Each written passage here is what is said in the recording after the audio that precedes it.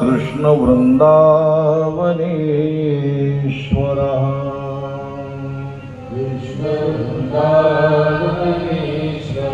जीवनेन धने नित्यं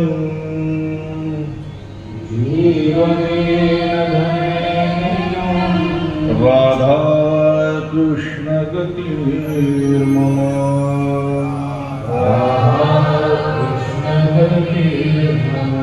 राधा कृष्ण गतिर्मम। श्रीमद् व्यास भगवान की जय, श्री शुकदेव जी महाराज की जय, श्रीमद् भागवत भगवान की जय। नमः पार्वती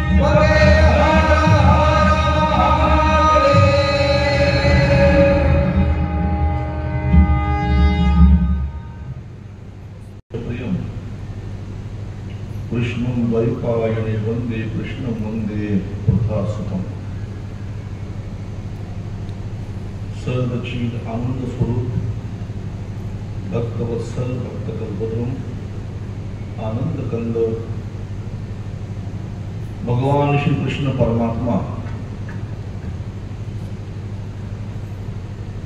राजराजेश्वरी वृंदावनेश्वरी कृष्ण प्रिया माता राधाराणी देवर्षी नारद भगवान, श्री वेदव्यास भगवान, श्री शुकदेवजी महाराज, समस्त संत मांदियाळी आणि उपस्थित सर्व भगवत प्रिय श्रोते मायबाप, आपल्या सर्वांच्या चरणांवर मी साष्टांग दंडवत करतो. समस्त श्रोतृवर्गाचं व्यासपीठाच्या वतीने हार्दिक हार्दिक स्वागत.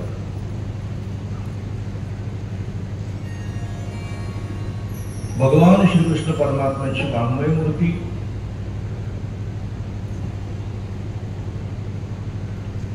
श्रीमद भागवत महापुराण ज्ञान यज्ञ कथा सोहळा या ठिकाणी गेली 6 दिवस सुरू आहे. या कथेचे आयोजक स्वर्गीय परिवार आणि त्याचबरोबर या कथेमध्ये उपस्थित सर्व श्रोतृवर्ग, आपणास मी पुनश्च आज या 6व्या दिवशी धन्यवाद देईन. या श्रीमद भागवत कथेचा लाभ आपण सर्व मंडळी या ठिकाणी श्रद्धापूर्वक घेत आहात. आयुष्यामध्ये काही गोष्टी अशा असतात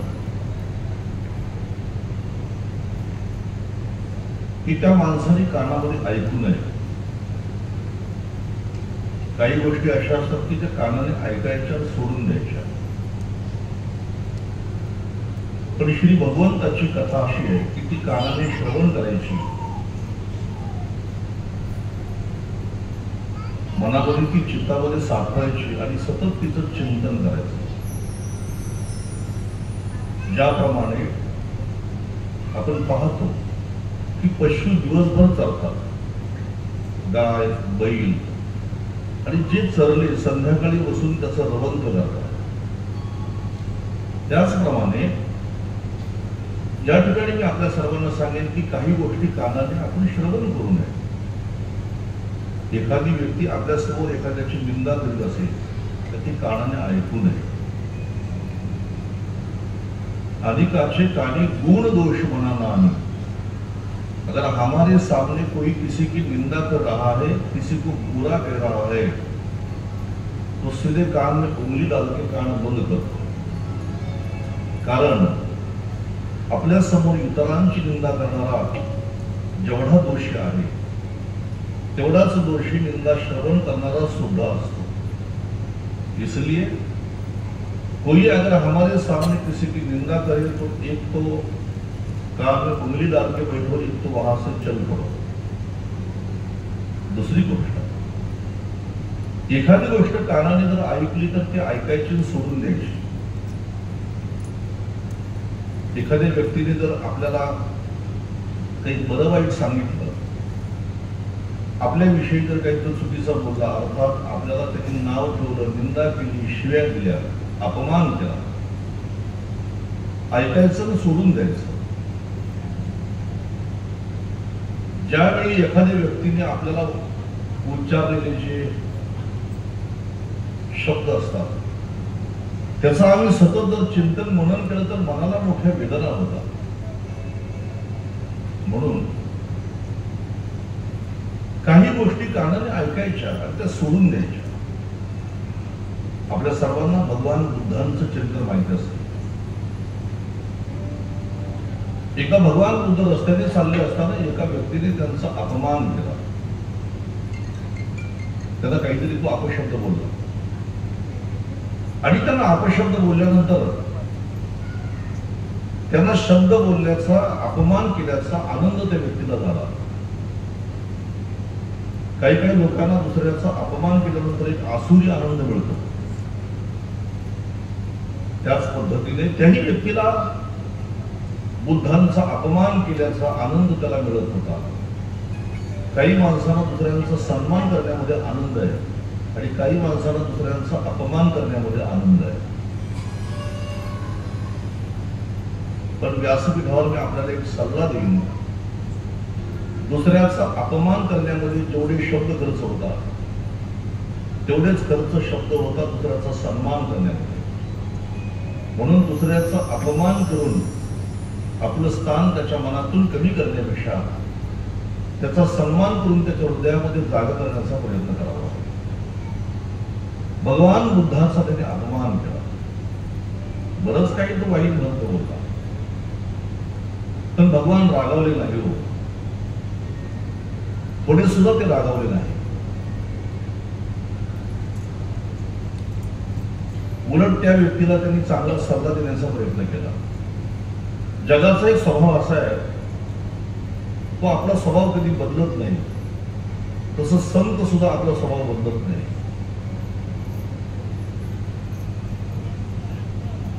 आणि म्हणून साधूचा स्वभाव साधू कधी बदलत नाही. साधूचा स्वभाव आहे इतरांवर दया करणं. माऊली श्री ज्ञानोबा यांनी साधूची दया कशी असते या संबंधात खूप विस्ताराने चिंतन केलेलं आहे. ते म्हणतात, पायामध्ये एखादा काटा जर एखाद्या माणसाच्या घुसला, काटा जर पायामध्ये घुसला तर तो पायामध्ये दुखलेला काटा फक्त माणसाच्या पायाच्या तळव्याला दुःख देत नाही, तर त्या पायाला दुखलेल्या काट्याच्या वेदना ते व्यक्तीच्या मेंदूपर्यंत पोहोचतात, मस्तकापर्यंत पोहोचतात.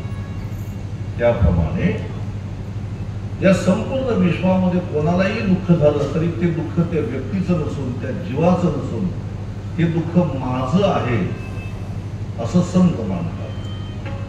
म्हणून पायी काटा नेटे तै व्यथा जी उमटे, तैसा पोळे संकटे मुलींची. दया ती ऐसी पूर्ण चंद्रिका दैसी, निववितान कडसी साना थोर. साधूच्या अंतकरणामध्ये दया भरलेली आहे. भूतांची दया है भांडवल संता. हम भले ही उनका अपमान करें, लेकिन वो हमारा अपमान करने वालों का भी कल्याण करने का विचार करते हैं. एक दृष्टांत तुम्ही ऐकलं असेल. एक साधू आपल्या शिष्यांसह गंगेवर स्नानासाठी गेले आणि गंगेवर स्नान करीत असताना त्या साधूने बघितलं की एक विंचू पाण्यामध्ये असा वाहत चालला होता गंगेच्या प्रवाहाबरोबर. त्या साधूने त्या विंचवापर्यंत जाऊन असा हात पुढे केला आणि त्या विंचवाला हातावर घेऊन त्याला बाहेर काढला. पाण्यामध्ये वाहून जाणाऱ्या विंचवाला साधूने वाचवला, हातावर घेतला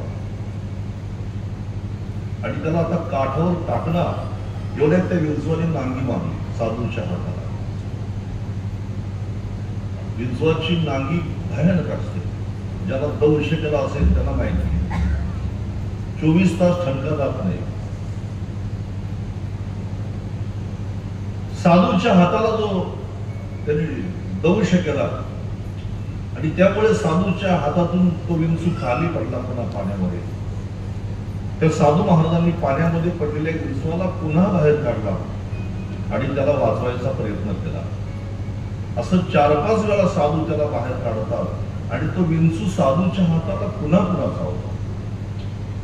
त्यावेळी साधूच्या एका शिष्याने सांगितलं साधू महाराजांना, बाबा आप उसे इतनी बार निकाल रहे हो, बचाने की कोशिश कर रहे हो और वो बिच्छू आपको काट रहा है, जाने दो उससे, मरने दो, फेंक दो उसे.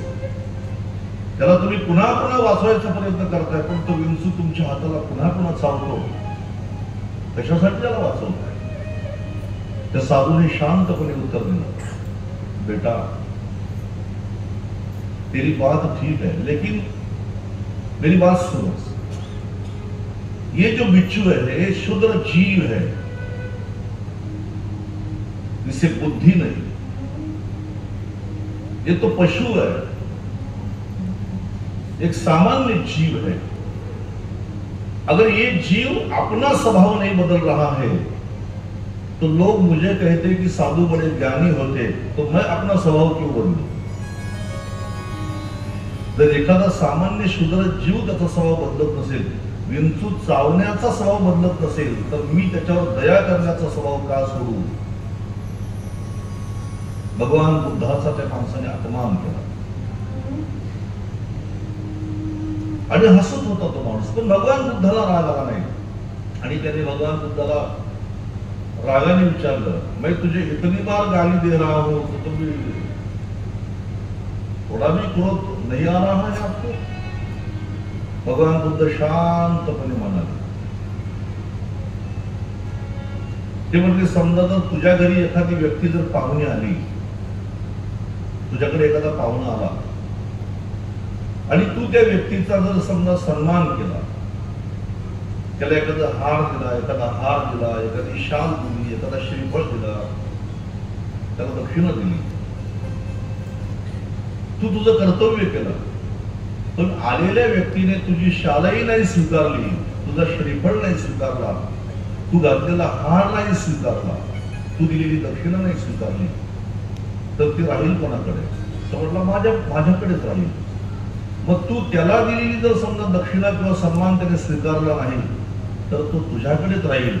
तसं तू दिलेल्या शिव्या जर मी नाही स्वीकारल्या तर राहतील कोणाकडे? तर तुझ्याकडेच राहतील.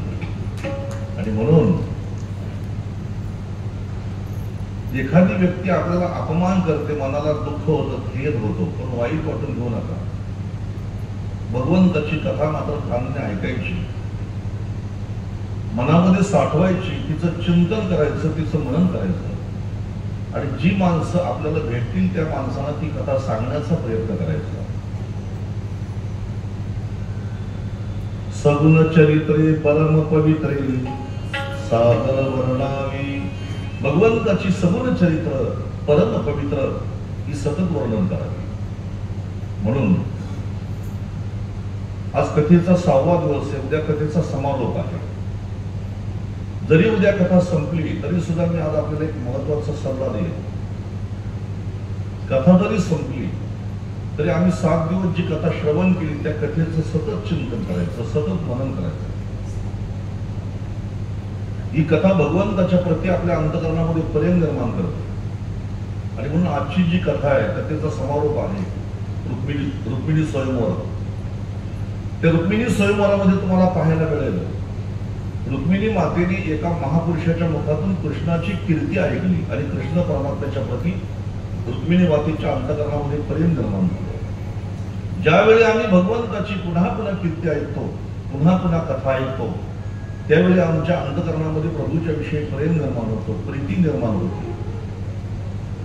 आतापर्यंत आम्हाला संसार माझा वाटतो, संसारातल्या वस्तू माझ्या वाटतात, आम्हाला आमची पत्नी, आम्हाला आमची मुलं, आम्हाला आमची संपत्ती, आम्हाला आमची सत्ता, आम्हाला आमचं सर्वस्व आपलं वाटतं. ज्यावेळी आम्हाला कृष्णाप्रती प्रेम निर्माण होईल त्या दिवशी अकस्मित तुमच्या मुखातून शब्द निघेल, देव माझा मी देवाचा, देव माझा मी देवाचा, देव माझा मी देवाचा, देव माझा मी देवाचा. हीच माझी सत्यवाचा, हीच माझी सत्यवाचा, देव माझा मी देवाचा, देव माझा मी देवाचा, देव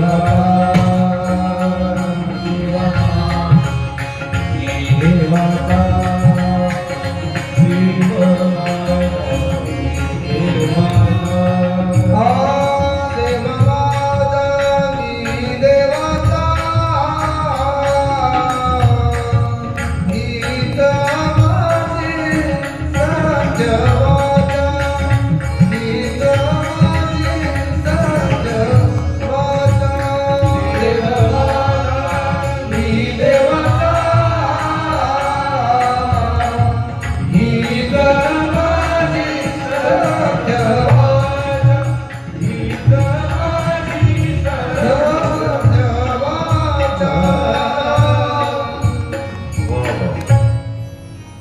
मी कथा श्रवण करता करता कधीतरी एक दिवशी आपल्या अंतःकरणामध्ये त्या प्रभूच्या प्रती असे नातं तयार होईल की त्या दिवशी आमच्या मुखातून सहज निघेल की देव माझा आहे, मी देवाचा आहे.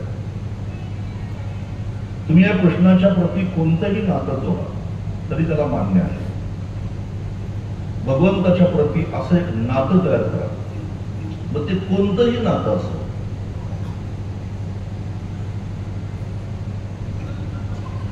काही भक्तांनी देवाशी नातं जोडलं, तो आमचा पुत्र आहे म्हणून. स्वयंभू मनु आणि शतरूपा यांनी जी तपश्चर्या केली त्याला एकच, त्यांची एकच इच्छा होती की देवाने आमचा पुत्र व्हावा. त्यांना देवाला पुत्ररूपामध्ये पाहायचं होतं. काहींनी देवाशी नातं जोडलं, तो आमचा बंधू आहे म्हणून. काहींनी नातं जोडलं, तो आमचा प्रियतम आहे. काहींनी नातं जोडलं, तो आमचा सखा आहे. काहींनी नातं जोडलं, तो आमचा स्वामी आहे. काहींनी नातं जोडलं, तो आमचा मायबाप आहे. तुम्ही भगवंताशी कोणतंही नातं जोडा. आजच्या कथेमध्ये एवढा एक विषय कळाला तरी खूप झाला. व्यवहारामध्ये आपण सगळी व्यवहारामध्ये वावरतो आणि नात्या संबंधाने एकमेकाला हात मारतो. आपण सगळेजण वडिलांना आपण बाबाच म्हणणार, पप्पा म्हणणार, आईला आई किंवा मम्मी म्हणणार, भावाला आपण दादा म्हणतो, बहिणीला आपण ताई म्हणतो, दीदी म्हणतो, आपण मावशीला आपण मावशी म्हणतो, काकांना काका म्हणतो, मामाला मामा.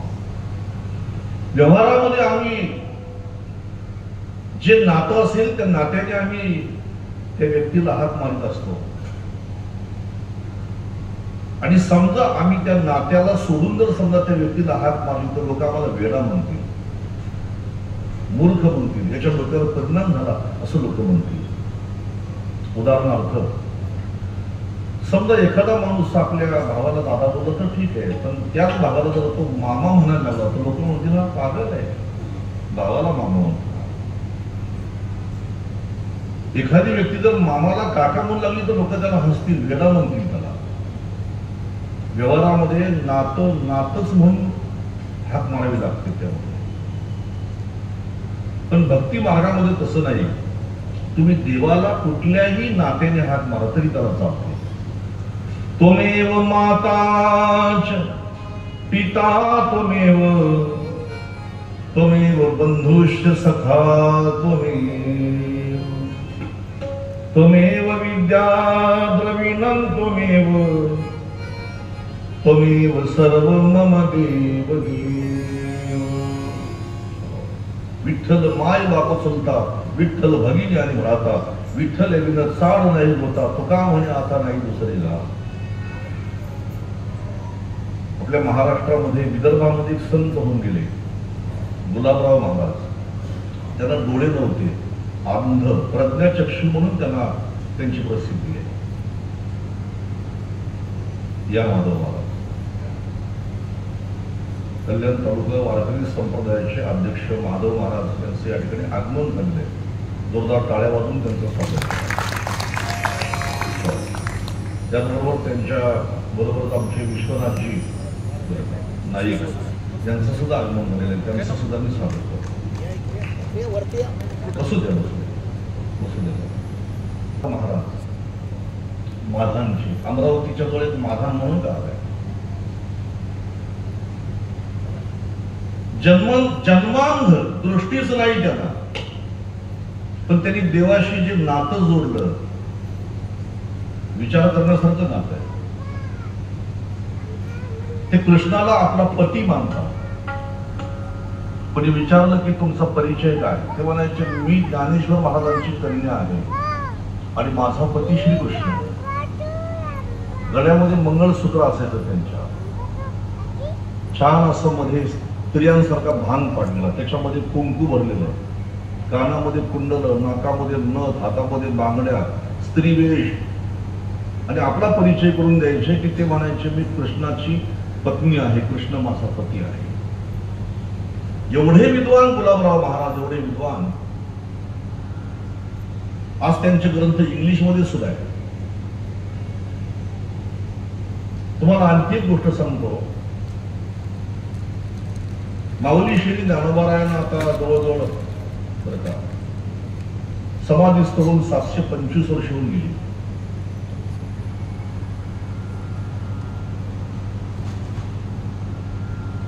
आपल्या सर्वांनी माऊली श्री ज्ञानोबारायांचे ग्रंथ वाचले, माऊली श्री ज्ञानोबारायांची वाङ्मय संपत्ती आपण वाचली, अभ्यास केली, पण ज्ञानेश्वर महाराज हे कसे होते दिसायला हे कुणालाच माहित नव्हतं.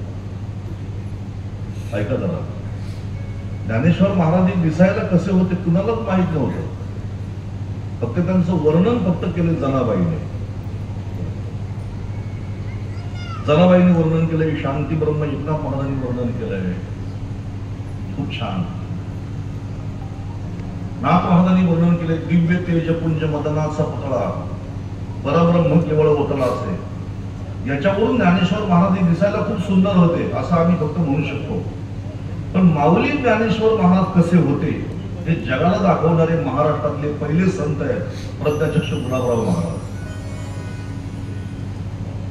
माऊलीचा पहिला फोटो गुलाबराव महाराजांनी काढला. श्रीमंत श्री ज्ञानोबारायांनी त्यांना स्वप्नात दर्शन दिलं, आणि जे स्वप्नामध्ये दर्शन दिल्यानंतर माऊलींनी त्यांना जे रूप दाखवलं तेच रूप त्यांनी वर्णन केलं, आणि तसाचा तसा फोटो हुबेहूब त्यांनी काढून घेतला. आज माऊली श्री ज्ञानोबारायांचा फेटेवाला फोटो आहे, हा गुलाबराव महाराजांनी काढलेला फोटो आहे. म्हणून देवाशी तुम्ही कोणतंही नातं जोडू शकता. ही भगवत कथा श्रवण करीत असताना आपल्या अंतःकरणामध्ये प्रभूच्या प्रती प्रेम निर्माण होतं, आणि प्रेम निर्माण होता होता एक दिवशी त्या देवाशी आपलं अतूट नातं तयार होतं. त्याच्याकरताही श्रीमद भागवत कथा श्रवण करायची. आपण काल सर्वांनी श्रवण केला भगवंताच्या लीलेचा एक प्रसंग. इंद्राची पूजा बंद करून भगवंताने गोवर्धनाची पूजा सुरू केली.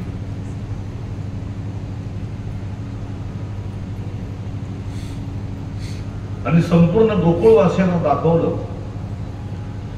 की एक नवीन नियम घालून दिला, एक नवीन आचार त्याला शिकवला, गोवर्धनाची पूजा केली. आणि काल मी फक्त पुसटच सांगून गेलो 2 मिनिटांमध्ये, तर त्याच्यामुळे इंद्र रागावला म्हणून, आणि कथा संपवली होती कालची.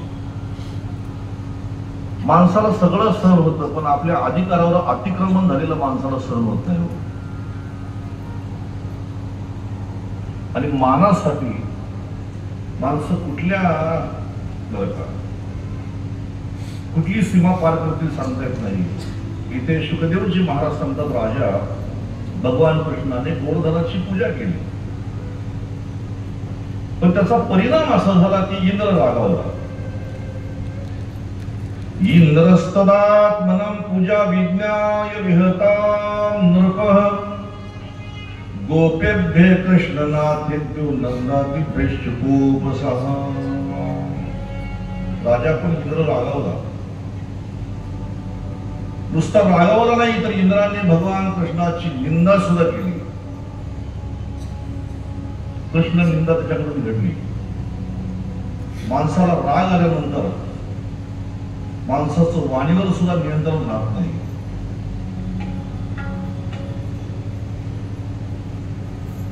देवराज इंद्र वास्तविक त्याचं स्थान वर आहे, तर त्याचे विचार किती खालच्या स्तराचे आहेत ते शुकदेवजी महाराज सांगतात. म्हणून माणूस कुठल्या पदावर आहे त्याच्यापेक्षा त्याची विचारशैली कशी आहे त्याच्यावरून त्याचा मोठेपणा ठरतो. तिथे इंद्र स्वर्गाचा राजा आहे, तर त्याचे विचार पहा. शुकदेवजी महाराज म्हणतात, जी वाणी त्याला शोभत नाही अशी वाणी तो वापरू लागला. वाचनं बालिशं स्तब्धमज्ञां पंडितमानिनं कृष्णमर्ते मुपाश्रिते गोपामेचकर प्रियं. गोकुळातल्या लोकांनी एका लहान मुलाचा सल्ला ऐकला कृष्णाचा. वाचाळ, अभिमानी, मूर्ख, त्याला काहीच कळत नाही, पण स्वतःला मोठा ज्ञानी समजतो, आणि सतत तो मृत्यूच्या मुखामध्ये वावरतो. कधीही त्याचा मृत्यू होऊ शकतो, तरी सुद्धा मात्र तो स्वतःला मोठा शहाणा समजतो, आणि त्याच्यामुळे माझी पूजा बंद केली का ठीक आहे. आणि म्हणून इंद्राने काय केलं, इंद्राने आपल्या सर्व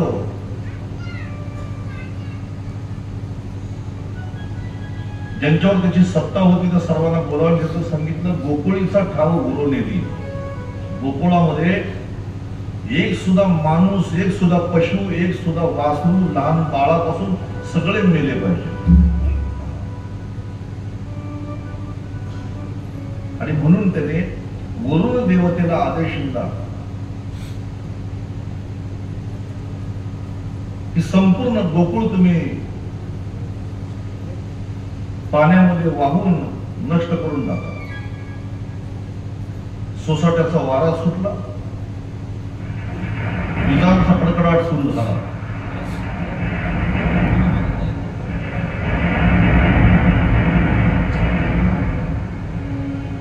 आणि आता पाऊस पडू लागला. पण पाऊस सुद्धा काही सामान्य पाऊस नाही, हत्तीच्या सोडण्यासारखा मुसळधार पाऊस कोसळू लागला. संपूर्ण गोकुळामध्ये पाणीच पाणी झालं. आता लोक संपूर्ण वाहून जाणार म्हणून लोक आता आक्रोश करू लागले, अरे कृष्णा कृष्ण कृष्ण महाभागवनाथम गोकुलम प्रभो त्रातु महर्षी देवांन कपितात भक्तवत्सला. कृष्णा धाव, वाचव कृष्णा. भगवान कृष्णाने सांगितलं चिंता करू नका. आपल्यावर इंद्राचा कोप झालेला आहे, तुम्ही काही चिंता करू नका. ज्या गोवर्धनाची आपण पूजा केली, आपण असं करू त्या गोवर्धनाची छत्री करून आपल्या गावाचं रक्षण करू.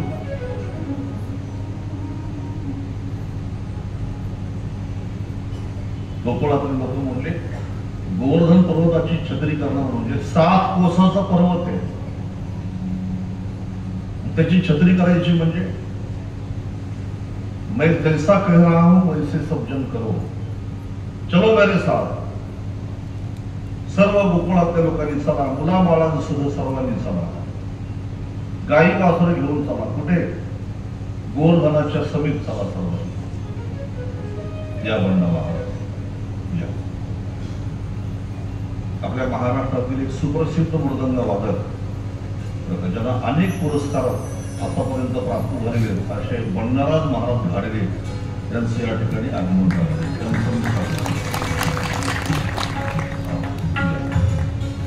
आणि सपत्नीक आलेले.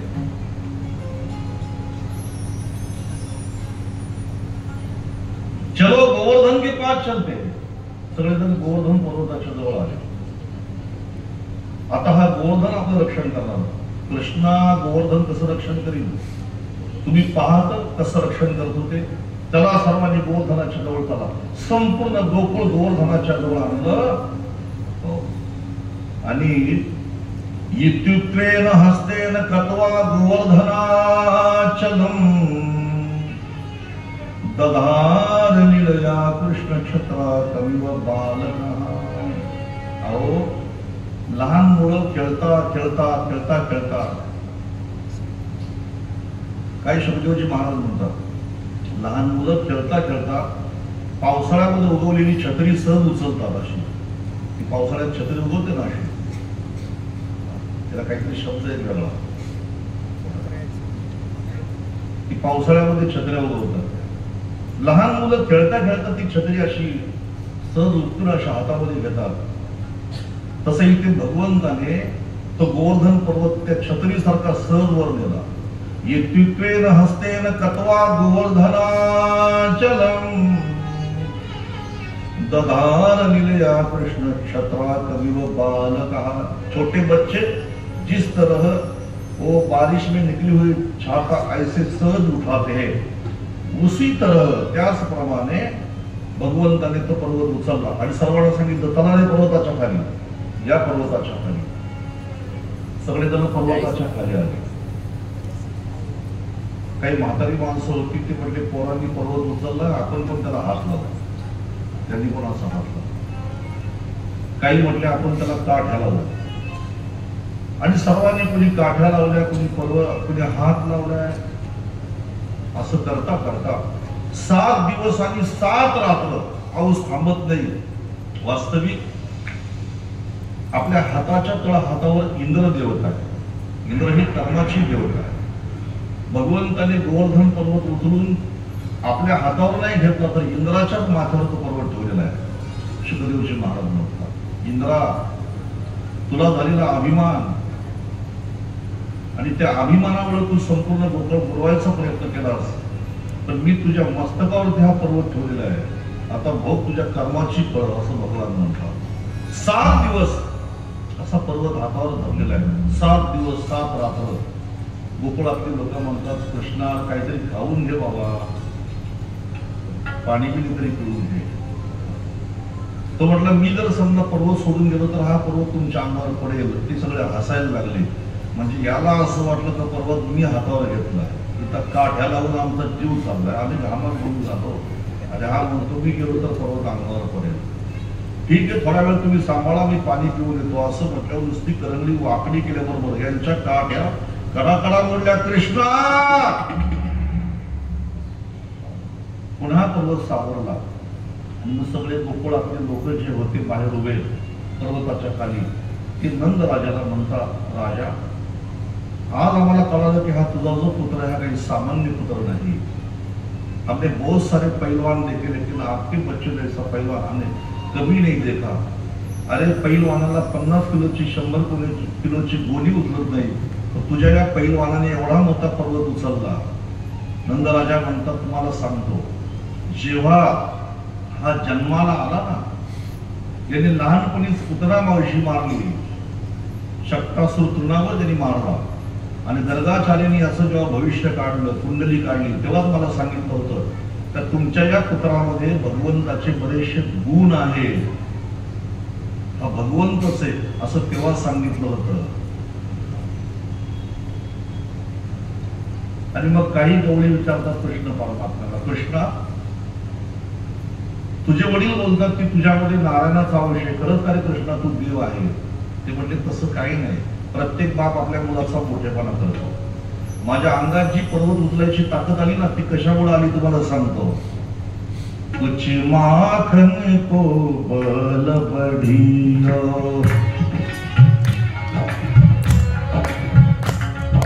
कुछ माखन को बल बढ़ियो, कुछ माखन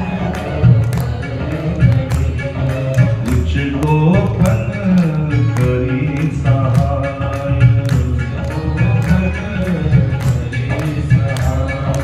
कुछ माखन सो बल बढ़ियो,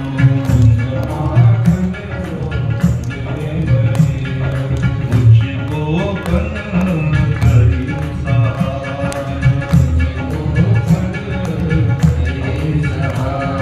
श्री राधे जो कृपा से,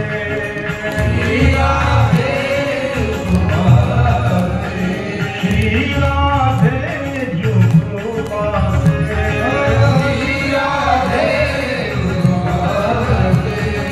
मैंने गिरिवर उठायो, मैंने गिरिवर उठायो,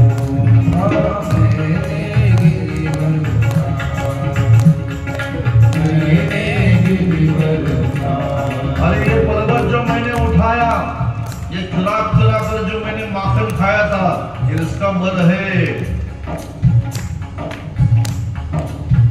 मैंने जो गांव में चुरा चुरा कर जो माखन खाया था, उस माखन का ये बल है. कच्चू माखन को बल बढ़ियो, कच्चू माखन को बल बढ़ियो, कच्ची गोपन करी सहाय, कच्ची गोपन करी सहाय. श्री राधे जो कृपा से, श्री राधे मैंने गिरिवर उठायो, मैंने गिरिवर उठायो, मैंने गिरिवर उठायो, मैंने गिरिवर उठायो. भगवान करतात स्वतः सगळं, पण श्रेय मात्र आपल्या भक्ताला देतात. पर्वत स्वतः उचललाय, पण ते म्हणतात अरे माझं हे स्वतःच बळ नाही, माझा बाप माझा मोठेपणा सांगतो. मैंने कुछ माखन खाया था, उसमें से थोड़ी बहुत ताकत मुझ में आई है. आणि तुमचं बळ माझ्या बरोबर आहे. म्हणून कार्य स्वतः करायचं पण सहभागी सर्वांना करून घ्यायचं ते भगवान कृष्ण सांगतात. मी दिंडीकारी मी सत्ता त्या माझ्यामुळं गावचा सत्ता आणि माझ्यामुळं त्या भागातील दिंडी असं म्हणायचं नाही.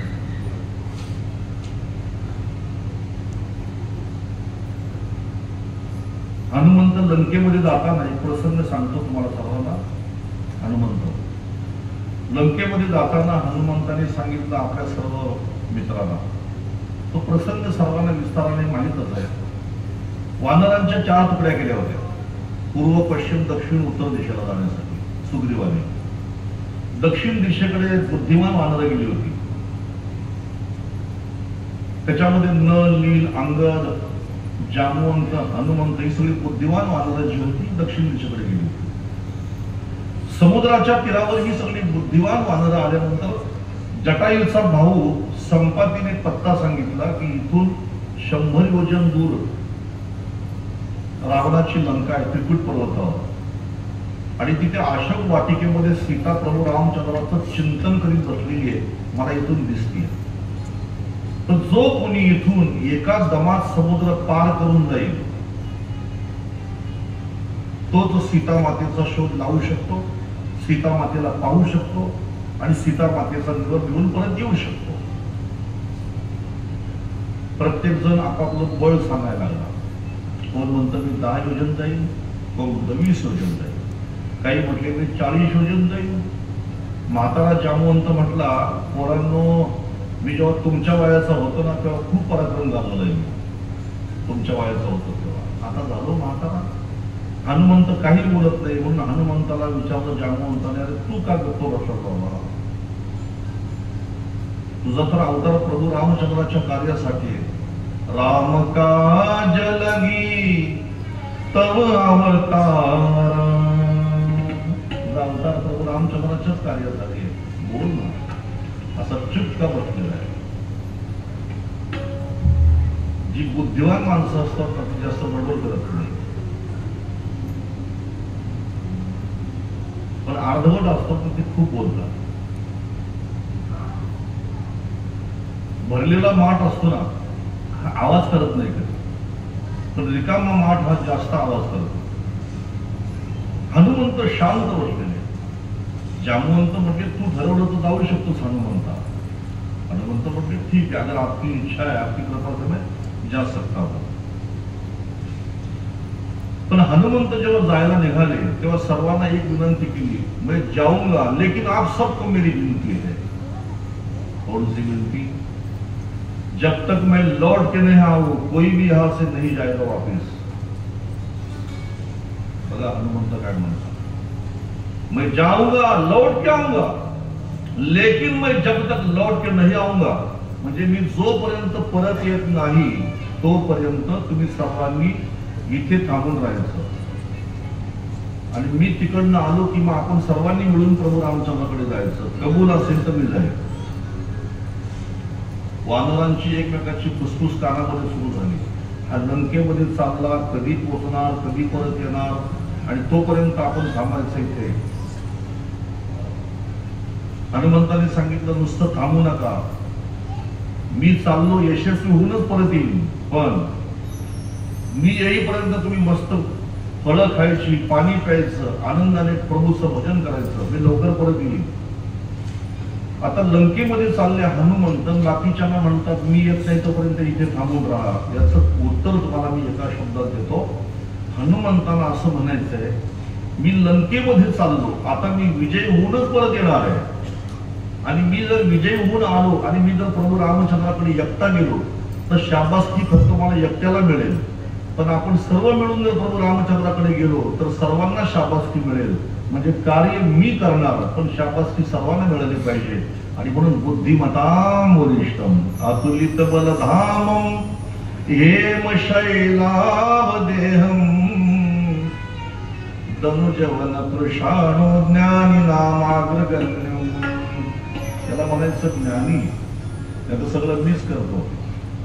इथे भगवान कृष्ण म्हणतात मी पर्वत उचलले, याच्यामध्ये माझा काही मोठेपणा नाही.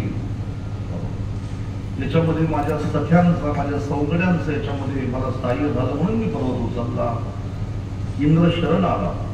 भगवंताने सांगितलं, इंद्रा, तुला झालेला अभिमान घालवण्यासाठी मी पर्वत उचलला. देवानी श्रीमंती दिली, सत्ता दिली, माणसाने उन्मत्त होऊ नये. आणि म्हणून जे आहे आपल्याजवळ असलेली सत्ता, आपल्याजवळ असलेलं पद, याच्यामध्ये माझं काहीच नाही असं म्हणायचं माणसाने. हे सगळं आहे हे देवाचं आहे असं म्हणायचं. मेरा मुझी में कुछ नहीं.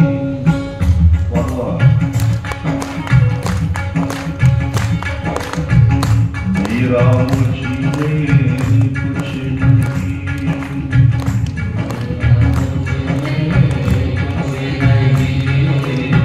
जो कुछ है तो तेरा.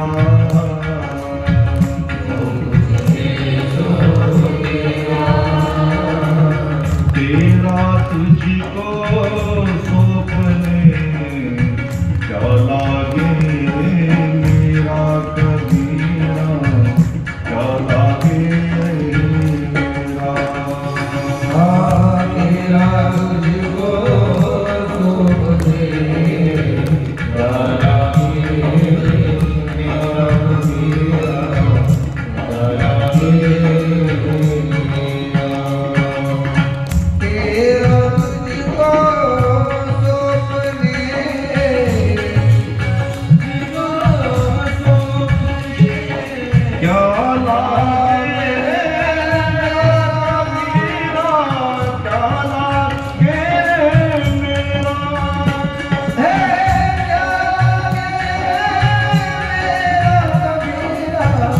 क्या लागे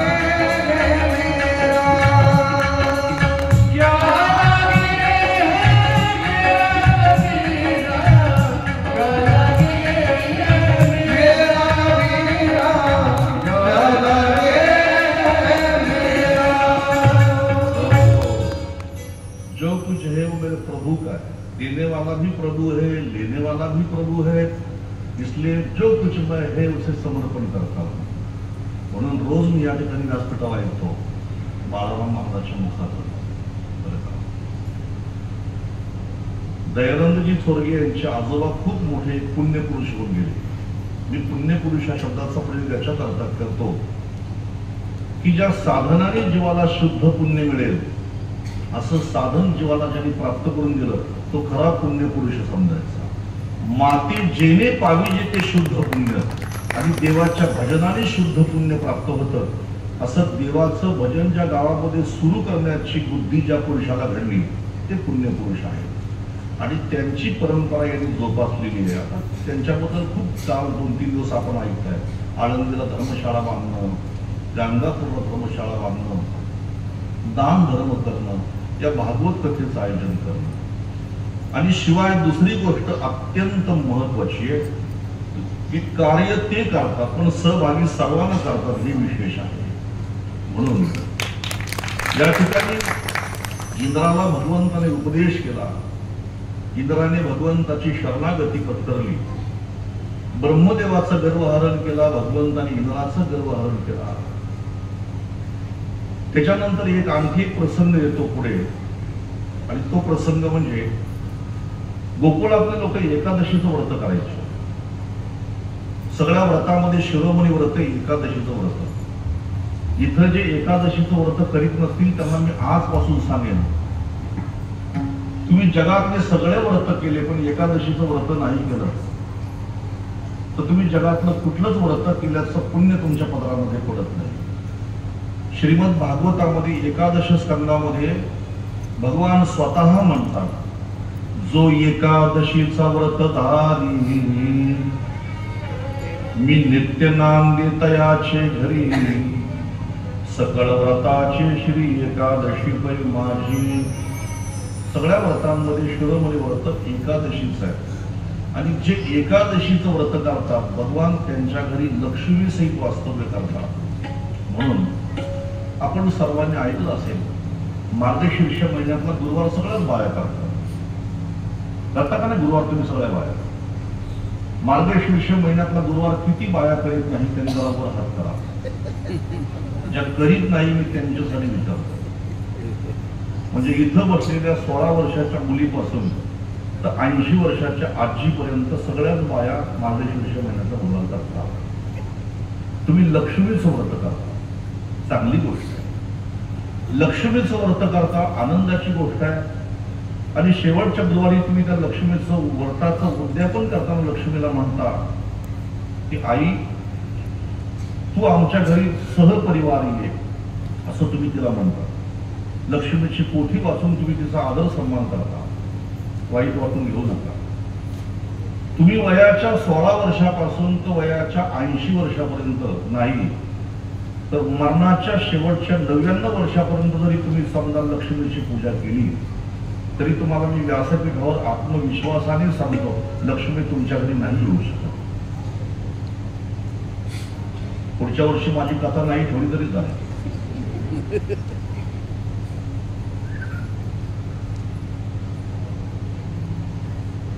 पुन्हा ऐका, तुम्ही वयाच्या 16 वर्षापासून वयाच्या 99 वर्षापर्यंत जरी तुम्ही लक्ष्मीची पोथी वाचली तरी सुद्धा लक्ष्मी तुमच्या घरी नाही येऊ शकत, कारण तुम्ही तिला बोलवताय.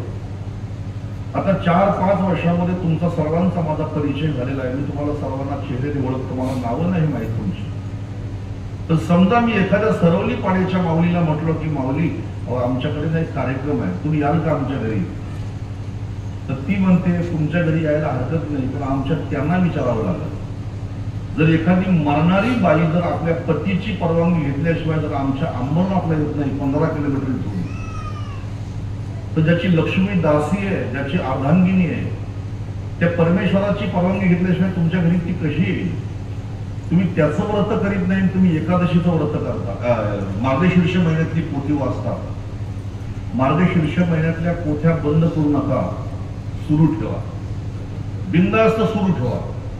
तर फक्त एक मंत्र फक्त माझा इथे ऐका तुम्ही या व्यासपीठावर. मार्गशीर्ष महिन्याचे सर्व गुरुवार तुम्ही करा आणि शेवटच्या गुरुवारी फक्त त्या लक्ष्मीची पूजा करायची. तिला असं नका म्हणू की तू आमच्या घरी ये म्हणून. तिला फक्त एवढंच सांगायचं. काय सांगायचं? वेगी आणावा तो हरी,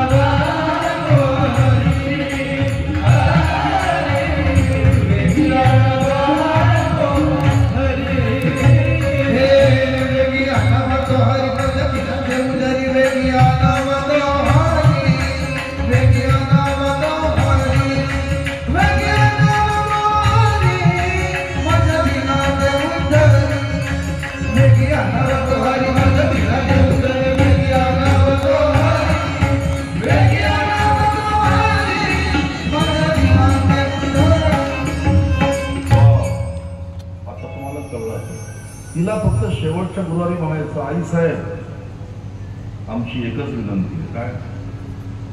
तुमच्या पतीला आमच्या घरी पाठवा, तुमच्या महाराजांना आमच्या घरी पाठवा. मग त्यांचे महाराज जर तुमच्या घरी आले तर आई साहेब त्यांच्या पाठोपाठ तुमच्या घरी आल्याच समजायचे, तर त्यांचे चरण सोडून त्या कुठे जात नाही. हो, ती त्यांची दासी आहे, चरण सोडून जात नाही कुठे. अखंड त्यांचे चरण दाबत ती बसलेली आहे. लक्ष्मी आयसी जयाची दासी. तुम्हाला आणखी सांगतो माहितीसाठी. ज्या दिवशी वसुदेवाने टोपलीमध्ये नारायणाला गोकुळामध्ये आणला, वसुदेवाने नारायणाला टोपलीमध्ये आणला गोकुळामध्ये, भगवान जेव्हा गोकुळामध्ये आले, लक्ष्मी सुद्धा भगवंताच्या पाठोपाठ गोकुळामध्ये आली. घरोघरी झाला लक्ष्मीचा वास, दैन्य दारिद्र्याचा त्रास आला. गोकुळातली माणसं श्रीमंत झाली, तर नारायणाच्या बरोबर लक्ष्मी सुद्धा आली. म्हणून राधेचं गर्ग संहितेमध्ये उत्तर आहे. राधा राणी म्हणतात, मी बाकीच्या गवळणी म्हणायच्या राधेकडे कृष्ण कसा राहतो. राधा राणी म्हणतात, मी एकादशीचं व्रत केलं म्हणून कृष्ण माझ्याकडे राहतो. गोकुळातले लोक एकादशी व्रत करायचे आणि एकादशीचं व्रत कृष्णाला अत्यंत प्रिय आहे. आणि कार्तिक महिन्यातली प्रबोधिनी एकादशी, जिचं महत्व अनन्य साधारण महत्व आहे. आषाढी एकादशीला भगवान योग निद्रेमध्ये जातात आणि कार्तिक महिन्यातल्या एकादशीला भगवान झोपेतून उठतात, योग निद्रेतून बाहेर येतात. पण 4 महिन्याच्या कालावधीला चातुर्मास म्हणतात. आणि त्या शेवटच्या एका महिन्यामध्ये आपण सगळे काकडा करतो देवाला उठवण्यासाठी. कोजागिरी पौर्णिमेला सुरू झालेला काकडा हा त्रिपुरारी पौर्णिमेला संपतो. एकादशीच्या दिवशी, प्रबोधिनी एकादशीच्या दिवशी भगवान योग निद्रेतून बाहेर येतात आणि ती एकादशी अत्यंत महत्वाची. यानी कानी च तीर्थानी त्रैलोक्य संभवानी च तानी तस्य गृहे संभव्य करोति प्रबोधिनी. जे कोणी एकादशी करतात, प्रबोधिनी एकादशी, जगातले सगळे तीर्थ त्या व्यक्तीच्या दर्शनाला येतात. म्हणून आपण जर बघितलं पुराणामध्ये रुक्मागंध, अंबरीश यांचं चरित्र वाचा. एकादशीच्या व्रताने भगवंताने त्यांच्यावर कृपा केलेली आहे. अंबरीशासाठी भगवंताने 10 गर्भवास भोगले, पण अंबरीशीने काय केलं, एकादशीचं व्रत केलं. आणि नंदबाबाची एकादशी होती आणि एकादशीच्या रात्री नंदराजाला असं वाटलं की पहाट झाली, म्हणून मध्यरात्रीच गेले यमुनेवर स्नानाला. यमुनेवर स्नानाला गेले. रात्रीच्या वेळेला तीर्थामध्ये यक्षांचं प्रस्थ असतं. म्हणून महाभारतामध्ये कथा आली, अर्जुन एका सरोवरावरती स्नान करताना त्या अंगपर्ण नावाच्या गंधर्वाने अर्जुनाला विरोध केला. शेवटी अर्जुनाने त्याचा पराभव केल्याची कथा आली आहे महाभारतामध्ये. आणि त्याच अंगपर्ण नावाच्या गंधर्वाने अर्जुनाला ती विद्या दिली होती, सूक्ष्म पदार्थ दर्शक चाक्षुषी विद्या. आणि तीच विद्या घेऊन अर्जुन गेला होता द्रौपद राजाच्याकडे आणि तिथे माशाचा डोळा फोडून द्रौपदीला वरलं होतं. तिथे त्या गंधर्वाने अर्जुनाला सांगितलेलं आहे की संध्याकाळच्या वेळेला, म्हणजे संध्याकाळी सूर्यास्त झाला की जेवढे जलाशय आहे त्या जलाशयामध्ये त्या ठिकाणी यक्ष गंधर्वांचं प्रस्थ असतं, राक्षसांचं प्रस्थ असतं. तर त्याच्यामध्ये काही तीर्थ आहेत ते वर्ज केलेले आहेत, गंगेसारखे तीर्थ वर्ज केलेले आहेत. म्हणून त्या अंगपर्ण नावाच्या गंधर्वाने अर्जुनाला खूप छान माहिती दिली, वाचण्यासारखी. तुम्ही महाभारत सुद्धा वाचा कधीतरी. मला एका माणसाने महाभारत दिलं आणून, मला कदाचित गोष्ट सांगितली असेल मी. मलाही वाटत होतं किती दिवस की महाभारताचं पारायण करावं आणि अकस्मात तो माणूस गाडी घेऊन आला आणि महाभारताचे त्यांनी सगळे पर्व 18 पर्व घेऊन आला. म्हणलं तुमच्यासाठी भेट आणली होती, चांगली गोष्ट आहे. आणि खरोखर ते महाभारत वाचताना मला ज्ञानोबरायांची ओळी आठवते, जे महाभारती नाही ते नोहेची लोकी केली. राजकारण, समाजकारण, अध्यात्म, सगळं सगळं त्याच्यामध्ये, त्या महाभारतामध्ये. एक दिवशी मी त्या माणसाला विचारलं, म्हटलं तुला हे महाभारत मला द्यायची बुद्धी कशी काय सुचली. तो म्हटला मी महाभारत माझ्यासाठीच आणला होता. तर मला एका माणसाने सांगितलं की महाभारत घरामध्ये ठेवल्यावर घरामध्ये भांडणं होतं म्हणून तुम्हाला देऊन टाकला. म्हणजे माझ्या घरामध्ये भांडणं होईल म्हणून त्यांनी मला दिलं होतं.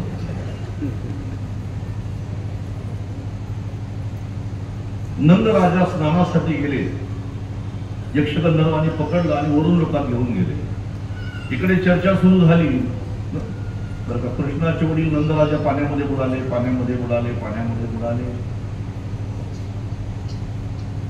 भगवंत म्हटले मी घेऊन येतो माझ्या बाबांना, तुम्ही चिंता करू नका.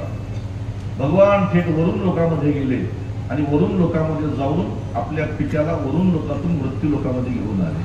आणि त्याच्यानंतर ही वार्ता सर्वत्र पसरली. नंदराजा सांगू लागले की मला यक्ष गंधर्व वरून लोकात घेऊन गेले होते, पण आमच्या कृष्णाने मला तिथून खाली घेऊन आला. सगळ्या लोकांना आनंद झाला, पण कृष्णाचे सखे कृष्णावर उसले. रागावले कृष्ण परमात्मा.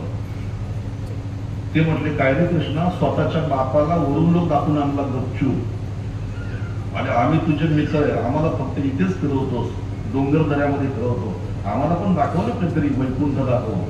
तुमची इच्छा आहे का वैकुंठात जायची? ठीक आहे, तुम्हाला मी वैकुंठात घेऊन जातो. एक दिवशी त्यांना सगळ्यांना वैकुंठात घेऊन गेला, आणि तिथे गेल्यानंतर भगवंताच्या वैकुंठामध्ये आगमनानंतर त्या भगवंताच्या पार्श्वदानी भगवंताला नेलं, आतमध्ये सिंहासनावर बसवलं, आणि त्या ठिकाणी भगवंताच्या डोक्यामध्ये मुकुट घातला, आणि सगळेजण वैकुंठातले देवदेवता भगवंताची स्तुती गातात. हे सगळे गोपाळ बाहेरून ते भगवंताचं सगळं ते श्रेष्ठत्व पाहतात, आणि ते म्हणतात आम्ही ज्याला आतापर्यंत काना म्हणून बोलतो, कृष्णा म्हणून बोलतो, ज्याच्या अंगावर डाव आला तर आपण त्याला मारतो, तो एवढा मोठा आहे. आज आम्हाला कळालं म्हटले.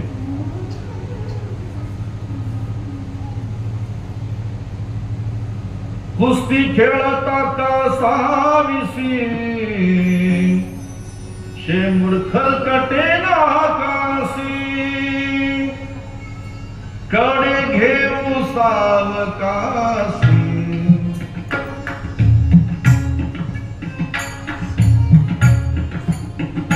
आता बहु भीतो यासी,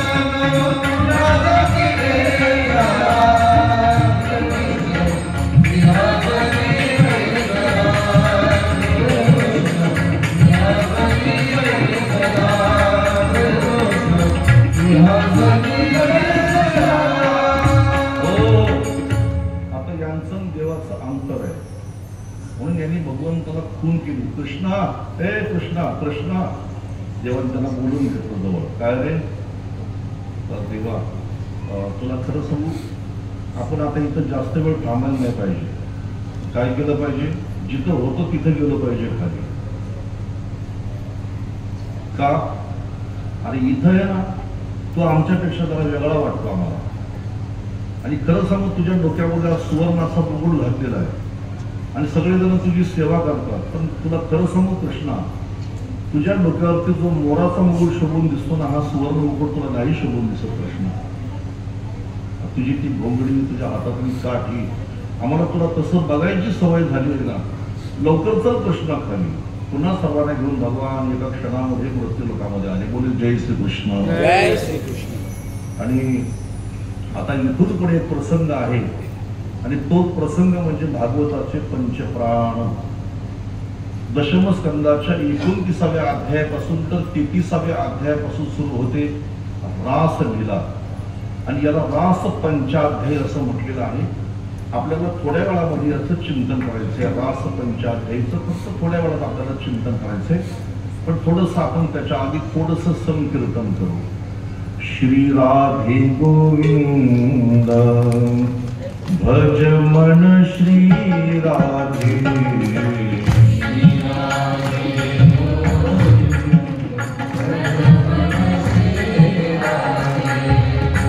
श्री राधे गोविंद भज मन श्री राधे.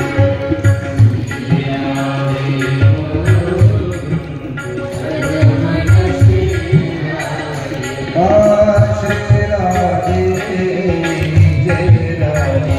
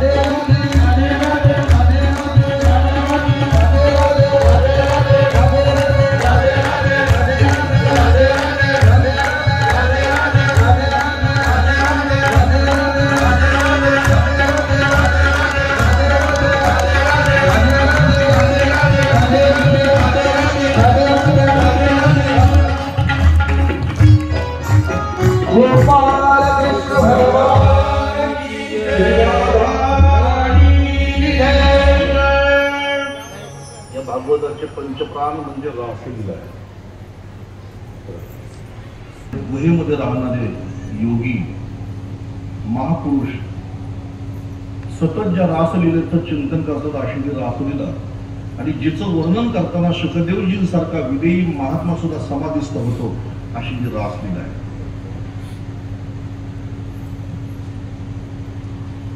भगवान कृष्णाने सर्वांवर प्रेम केलं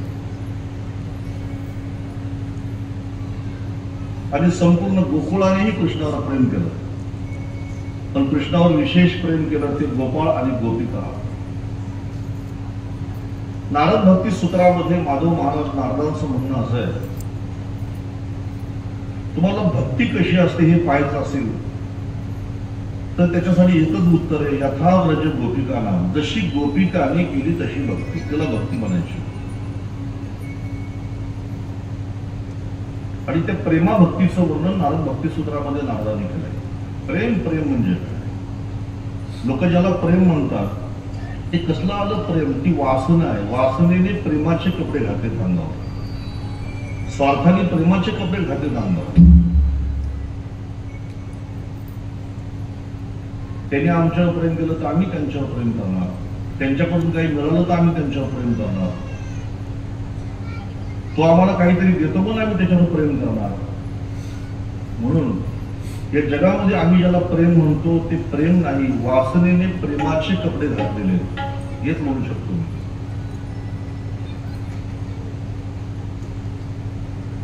तसं जर सविस्तर चिंतन केलं या विषयाचं तर 7 दिवस फक्त या पंचाध्यायीचं चिंतन करता येऊ शकतं, एवढा विस्ताराने विषय मोठा आहे.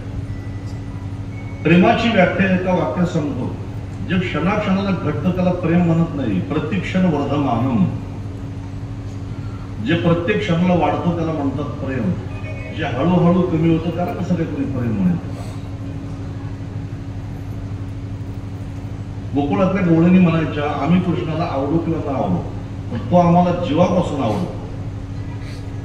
आम्ही त्याला आवडलोच पाहिजे याच्यासाठी आम्ही प्रेम करत नाही, आम्ही त्याला मनापासून आवडो किंवा न आवडो पण तो आम्हाला आवडतो. आणि त्याच्यावर प्रेम करण्यासाठीच या गोपिका जन्माला आल्या होत्या. त्या जाण वेदगर्भीच्या श्रुती, श्रुती रूपे नवे मस प्राप्ती. वेदरूपी श्रुती गवळणीच्या रूपाने या ठिकाणी प्रगट झाल्या होत्या. काही राम अवतारातले ऋषी गवळणी म्हणून प्रकट झाले होत्या, म्हणून भगवंतावर प्रेम करायचे गोपाळ आणि गोपिका. एवढा मोठा जगतनियंता पण गोपाळांच्या मुखातली गोष्टी लाळ सुद्धा खायचा. घास मुखी लाळ खाय त्यांची लाळ सुद्धा तो भक्षण करायचा गोपाळांची. आणि गवळणी कधी रागावल्या तर भगवान त्यांच्यावरती रुसत नसायचे बरं का. त्या रागावल्या तर भगवान उलट त्यांची क्षमा मागायचे. रुसलिया त्यांचे करी समाधान, रुसलिया त्यांचे करी समाधान. या कृष्णावर खूप प्रेम करायच्या. एकदा गोपाळ म्हणतात कृष्ण परमात्म्याला, हे कृष्णा,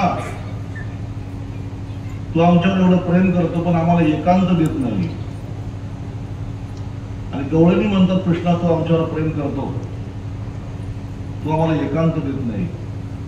भगवंताने सांगितलं गवळणींना, मी तुमच्यासाठी एकांत देईन शरद पौर्णिमेच्या रात्री. आणि गोपाळांना सांगितलं, मी तुमच्यासाठी एकांत देईन गायी चारायला जाऊ तेव्हा. म्हणून गायी चारण्याच्या लीलांमध्ये गवळणींना प्रवेश नाही आणि रास लीलेमध्ये गोपाळांना प्रवेश नाही. आता भगवंतांनी रास लीलेची योजना केली. ज्या गवळणी कृष्णावर प्रेम करायच्या आणि प्रेम करता करता कधी कृष्णाच्या प्रेमाने व्याकुळ झाल्या, मूर्छित सुद्धा व्हायच्या, मूर्छित व्हायच्या. अशा मूर्छित झालेल्या गवळणी होत्या ना, त्यांना कृष्णाला कळलं की कृष्ण धावत जाऊन त्यांच्या कानाला सांगायचा, शरद पौर्णिमेच्या रात्री मी तुमच्यासाठी खूप चांगली योजना केलेली आहे. गवळणी मूर्छित झाल्या की हा त्यांच्या कानात जाऊन सांगायचा, शरद पौर्णिमेच्या रात्री मी तुमच्यासाठी खूप चांगली योजना केलेली आहे. आणि शरद पौर्णिमेच्या रात्री भगवंताने निधिवनाजवळ यमुनेच्या तीरावर आपली मधुर बासरी काढली. टपोर चांगलं पडलेलं आहे, पक्ष्यांचा किलबिलाट थांबलेला आहे, निशब्द एकांत आहे. त्या दिवशी चंद्र हा 16 काळाने परिपूर्ण आहे.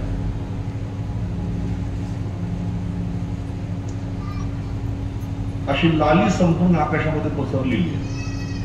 संपूर्ण वन फुलाने अत्यंत सुशोभित आहे.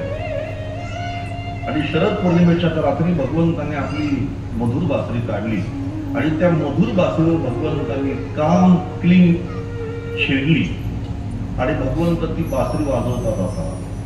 भगवान पीत्वाम रात्री शरदोत्फुल्ल मल्लिकः विक्षरंतम मनश्चक्र योग माया मुपाश्रिता. भगवंताने त्या बासरीचे स्वर छेडले.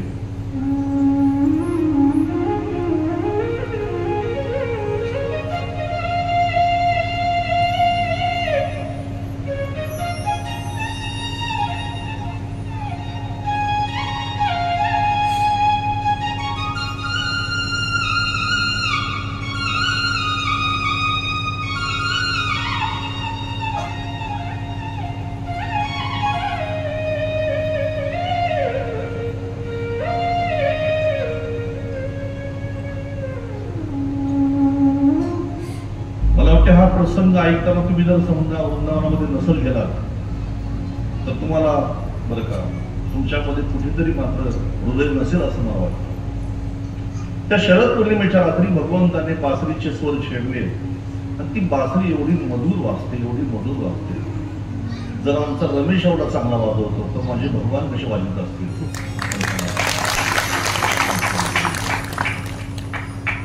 त्याचं नावही रमेश आहे. जो रमेशचा पती रमेश भगवान.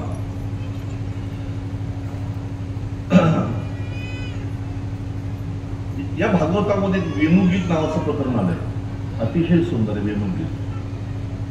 त्याच्यामध्ये कृष्णाची बासरी ऐकल्यावर या गवळणी म्हणतात या बासरीने काय पुण्य केले असतील हो, या बासरीची काय पुण्य असेल.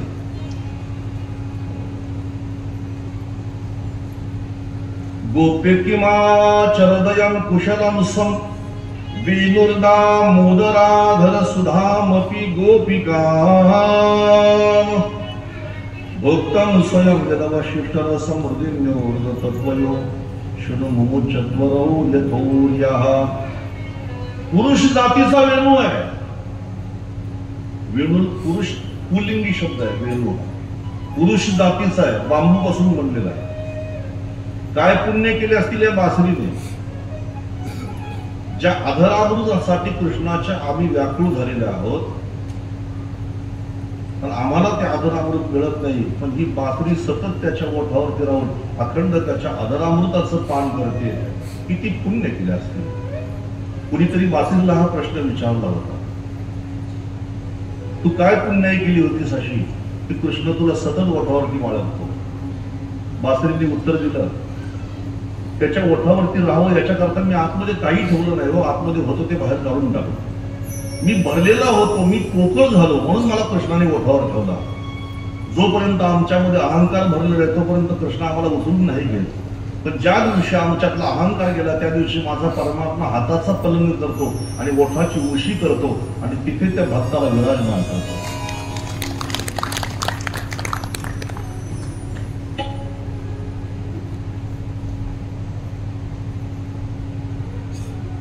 गोपिकांच्या कानावर त्या बासरीचे स्वर पडले. त्याचं सगळं मधुर आहे. बासरी वाजवणारच मधुर आहे. आधरम मधुरम वदनम मधुरम. पाव्या माझी राग ज्ञान केल्या अति मधुर गायन. तो पाव्याचा नव्हे गुण जाण कळा तयाची. ती वाजवणाऱ्याची बासरीचा आवाज त्या गोपिकांच्या कानावर पडला. त्यांच्याच कानावर पडला, ज्या कृष्णमय झाल्या होत्या त्यांच्या कानावर पडला. आणि त्या गवळणी अत्यंत व्याकुळ झाल्या त्या बासरीचा आवाज ऐकतो. वेणुगीतामध्ये गवळणी म्हणतात, हरणींच्या कानावर जरी कृष्णाच्या बासरीचा आवाज पडला तर हरणी सुद्धा व्याकुळ होतात, तर आमचं काय. आणि म्हणून धन्यास्म मूढमतयोपी हरिं यतायाम नंद नंदन मुपात विचित्र वेशम अकर्ण वेणूर रणीतम सह कृष्ण सारा पूजा मधुविरचितां प्रणयामृता. हरण सुद्धा पळस सुटतात. देव लोकातल्या स्त्रिया सुद्धा मृत्यू लोकांमध्ये येतात, मूर्त नृत्य करतात. अशी त्याची बासरी आहे. आणि भगवंताने ती बासरी वाजवायला सुरुवात केली. गोपिकांनी तो मधुर ध्वनी ऐकला आणि गवळणी जशा होत्या तशा धावत सुटल्या. शुकदेवजी महाराज म्हणतात, राजा, आणि त्या गवळणी जशा होत्या तशा धावत सुटल्या. दोह्यांतो भीययु कश्चित तोहम हित्वा संसका पयोधिश्रित्य संयाव मनुवास्या करायु. काही गवळणींनी चुलीवर दूध आटत ठेवलं होतं. त्या दुधाची पर्वा नाही होत तशाच धावत सुटल्या. काही गवळणी मुलाला अंगावर दूध पाजित होत्या, स्तनपान करीत होत्या. त्या बाळाला टाकूनच पळत सुटल्या. त्या परिवेशयन्ते स्वदित्वा पाययन्त शिशून पयः शुश्रूषन्त विपतीन कश्चित् दर्शन्ते उपास्य भोजनम्. काही गवळणी आपल्या पतीच्या पाय चिपीत होत्या, पाय दाबीत होत्या. त्या तशाच सेवा करायच्या सोडून निघाल्या. आणि काही गवळणींना रात्री मेकअप करीत होत्या. काय करीत होत्या? मेकअप. आणि जो वरवर केला जातो त्याला मेकअप म्हणतात. खऱ्या स्वरूपावरती जो खोटा साथ चढवला जातो त्याला म्हणतात मेकअप. मला असं वाटलं की हे शुकदेवजी महाराजांना माहित नसेल की काय. शुकदेवजी महाराज म्हणतात, जसं हायवेला खड्डे पडले की त्याच्यामध्ये कॉन्क्रीट भरतात. हे शुकदेवजी महाराजांनी सांगितलं, माझे शब्द नाही. हायवेला जसा खड्डे पडले की त्याच्यामध्ये या बाबा आपलं स्वागत आहे. जसे हायवेला खड्डे पडले की त्या खड्ड्यांमध्ये कॉन्क्रीट भरायची पद्धत आहे. तसं चेहऱ्यावरती खड्डे पडले की त्या खड्ड्यांमध्ये त्या पद्धतीने मटेरियल भरलं जातं. या बसा.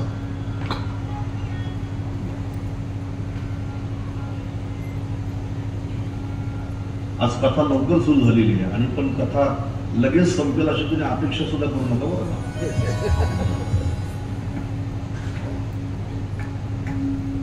कारण आज यजमानांचं तर म्हणणं आहे, पण आज कथेचा क्रम सुद्धा तेवढा आहे आणि प्रसंग सुद्धा अत्यंत महत्वाचा म्हणून विस्ताराने सांगत आहे या ठिकाणी.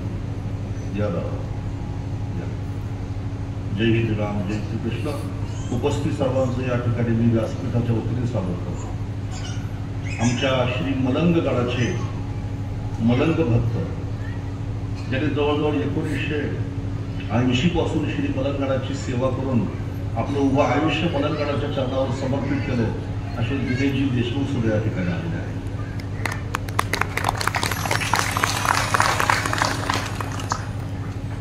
आणि ज्यांच्याजवळ बसल्यानंतर एक नवीन सूत्र सापडतात असे मदत दादा या ठिकाणी आले. दादाच्या बसल्यानंतर नवीन काहीतरी सूत्र सापडतात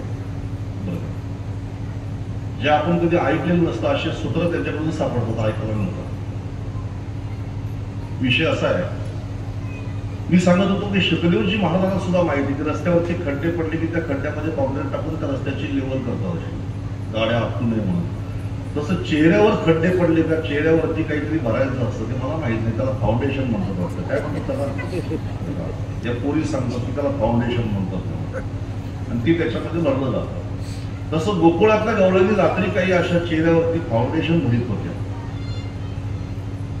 गवळणी. शुकदेवजी महाराज म्हणतात लिंपनते चेहऱ्यावरती अशा उटी लागत होत्या. लिंपनते प्रमुजंतोन्या अजंते काश्य लोचने व्यत्यस्त वस्त्रभरणाम कश्य कृष्णांतिक युहू. चेहऱ्यावर असं काहीतरी लावित होत्या त्या चंदनाची उटी, मेकअप करीत होत्या, शृंगार करीत होत्या. आणि त्यांच्या कानावर बासरीचे स्वर पडल्यानंतर त्या गवळणी व्याकुळ झाल्या आणि शृंगार करायचं सोडून दिला. मी परत एकदा सांगेन, खऱ्या प्रेमामध्ये शृंगाराला किंमत नसते. खऱ्या प्रेमामध्ये शृंगाराला किंमत नसते. आणि जरी शृंगार केला तरी शृंगार आम्ही ज्याच्यावर प्रेम करतो त्याच्यासाठी तो शृंगार असतो. कधी कधी गवळणीला अचानकच काही सण नसताना, उत्सव नसताना एकाएकी शृंगार करायच्या, नटायच्या, फटायच्या, सजायच्या. कुणी विचारलं काय तर आज तर काही सण नाही, पाडवा नाही, होळी नाही, दिवाळी नाही, दसरा नाही, तू अशी का सजली?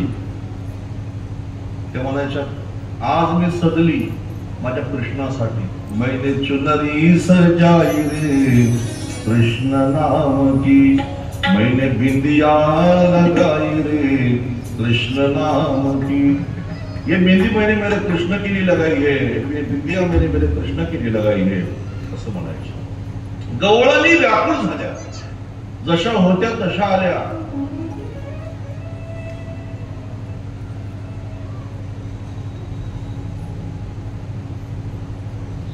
आल्या सरळ जिथे कृष्ण होते तिथं आल्या आणि भगवान परमात्म्याच्या जवळ आल्यानंतर भगवान परमात्मा त्यांना म्हणतो, स्वागतो महाभाग.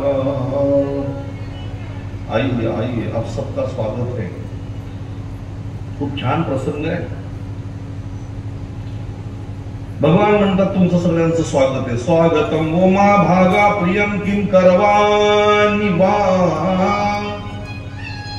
एवढ्या रात्री तुम्ही या वनामध्ये आला, असं काय तुम्हाला? या रात्रीच्या वेळी माझ्याशी काम पडलं की तुम्ही तुमचे पती, तुमचे मुलं बाळ, तुमचा प्रपंच, तुमचं घरदार सोडून तुम्ही पर्यंत आला. व्रजस्यानामयं कश्चित् वृतागमनं कारणं. आप किस लिए आई हो इस वन में, जरा बोलिए. गवळणी म्हणतात, कृष्णा आधी बासरी वाजून आमचं मन वेधून घेतो आणि आता उलट आम्हाला विचारतो इथं का आल्या म्हणून. अरे पण तुम्ही संसारी आहात, असं रात्रीच्या वेळेला स्त्रियांनी करणं चांगलं नाही.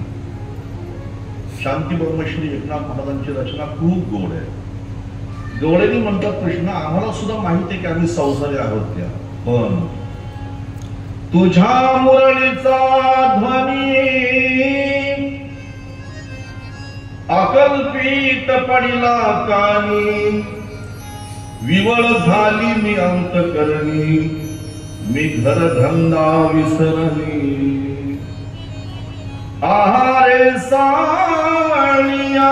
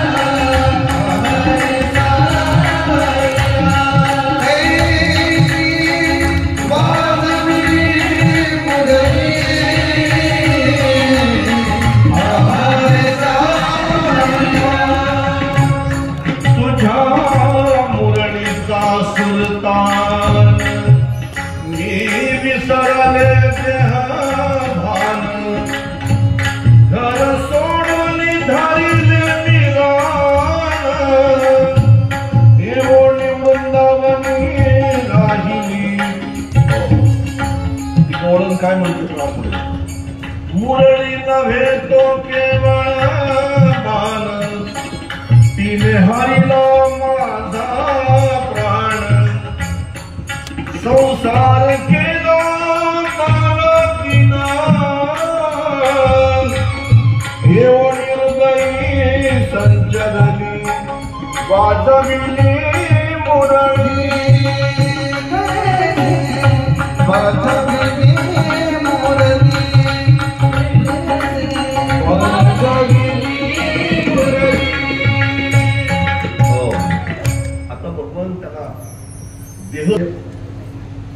तुम्ही परतंत्र आहात आणि असं पारतंत्र्यामध्ये राहणाऱ्या अशा स्त्रीने असं वागणं उचित नाही. पतीची सेवा करायची, सासऱ्याची करायची, मुलाबाळांची सेवा करा.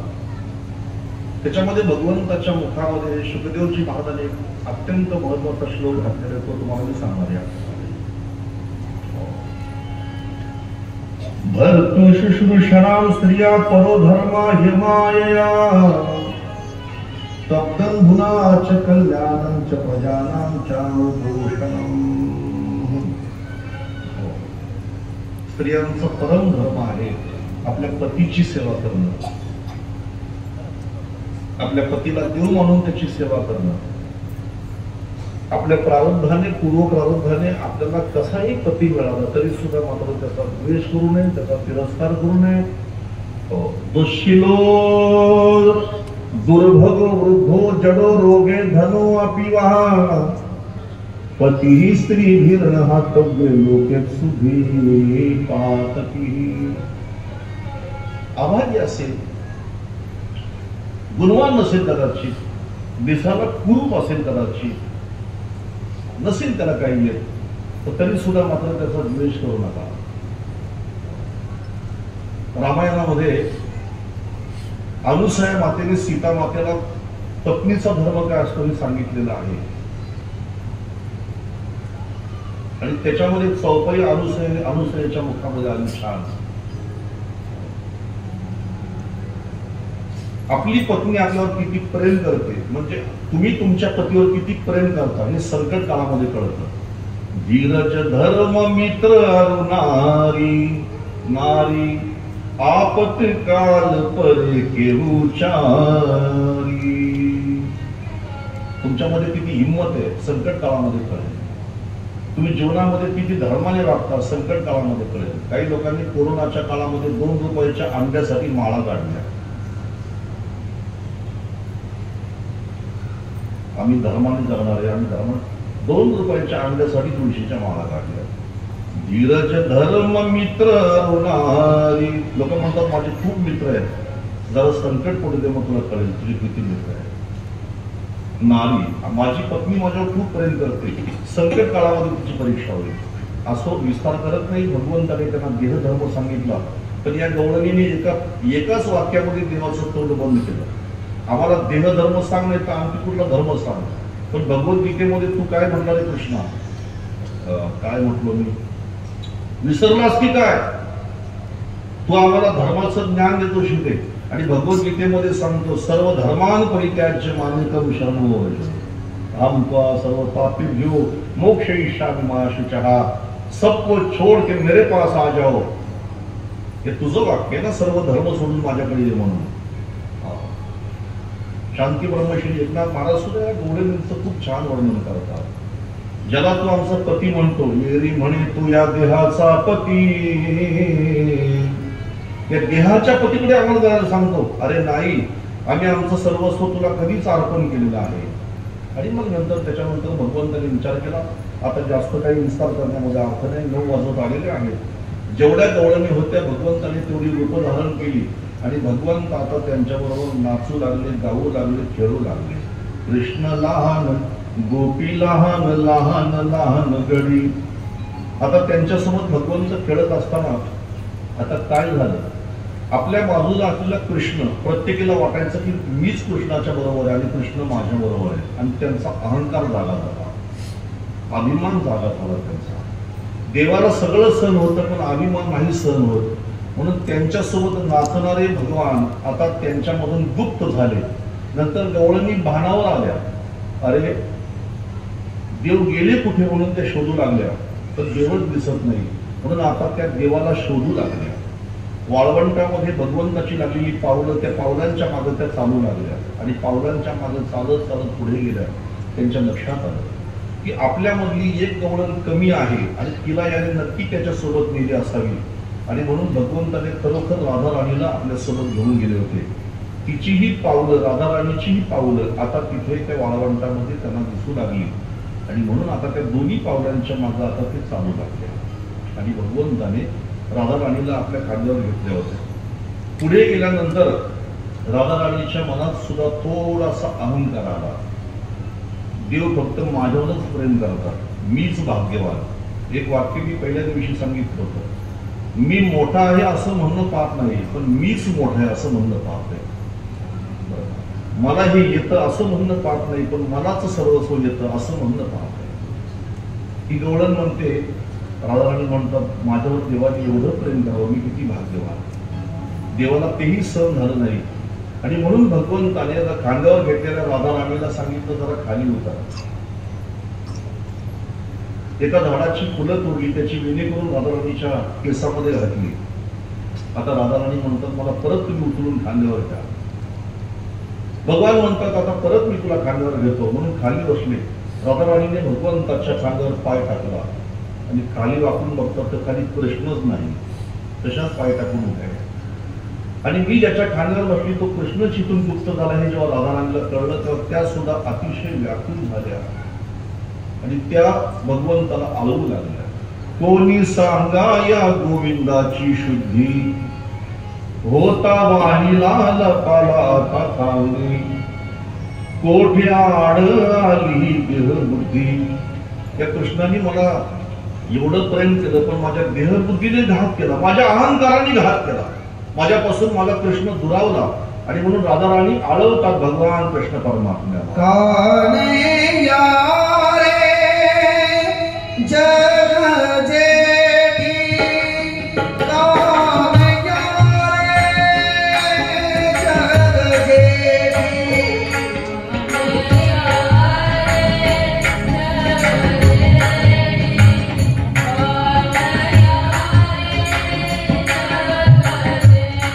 हे कृष्णा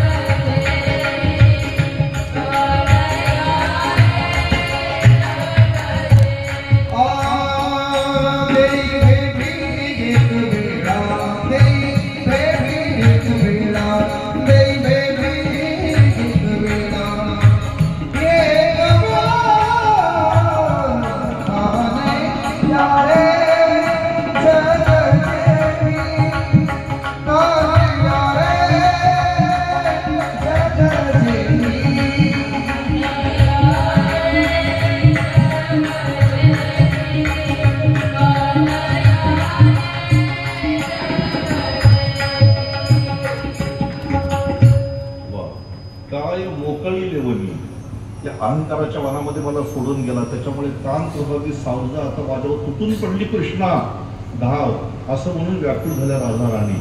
आणि तेवढ्यामध्ये भगवंताला शोधणाऱ्या बाकीच्या गोपिकाही तिथे येऊन पोहोचल्या. राधा राणीची तिने अवस्था पाहिली आणि राधा राणीची अवस्था पाहिल्यानंतर आता त्या गोपिका म्हणतात, आता आपण त्या कृष्णाला शोधूया, त्याला आळूया. आणि त्याला आळवत असताना गोपिकांनी जे गीत गायलं, हे श्रीमद भागवतातलं अत्यंत महत्वाचं गीत आहे, गोपी गीत. आणि हे गोपी गीत जे आहे हे कनक मंजिरी वृत्तामध्ये आलेलं आहे आणि एक चिंतनीय तो विषय आहे. पण फक्त आपण या ठिकाणी गोपी गीतातल्या फक्त 2 श्लोकाचं या ठिकाणी आपण गायन करणार आहोत, एक नियम म्हणून. त्या गोपिका या ठिकाणी जे गीत गातात त्याचं नाव आहे गोपी गीत. जयति केधिकम्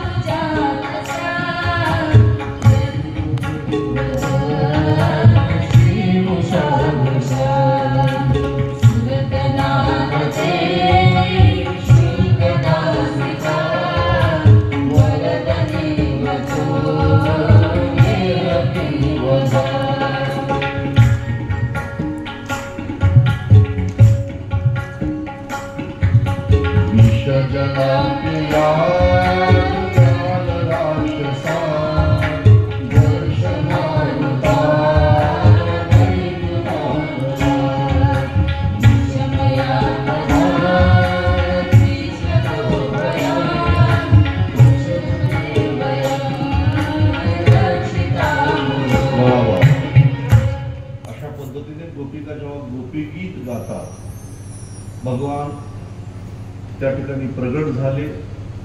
जसं शरीरातून गेलेला प्राण परत यावा तसा आनंद गोपिकांना झाला.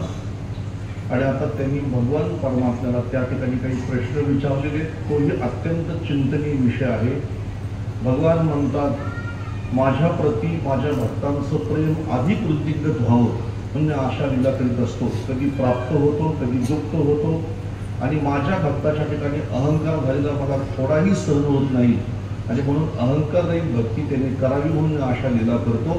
शेवटी गोपिकांच्या समवेत आता भगवंतांनी त्या ठिकाणी जी सुरू केली त्याला म्हणतात महारास. यमुनेच्या वाळवंटाचाच मंच बनवला आणि आता 2 गोपिकांच्या मध्ये भगवान आता प्रगट झाले. आता भगवान प्रत्येकीच्या जवळ आहे. शुकदेवजी महाराज म्हणतात, लहान मुलाने, ऐका, लहान मुलाने आपल्या प्रतिमेच्या सोबत खेळावं, आपल्याच प्रतिमेच्या सोबत खेळावं.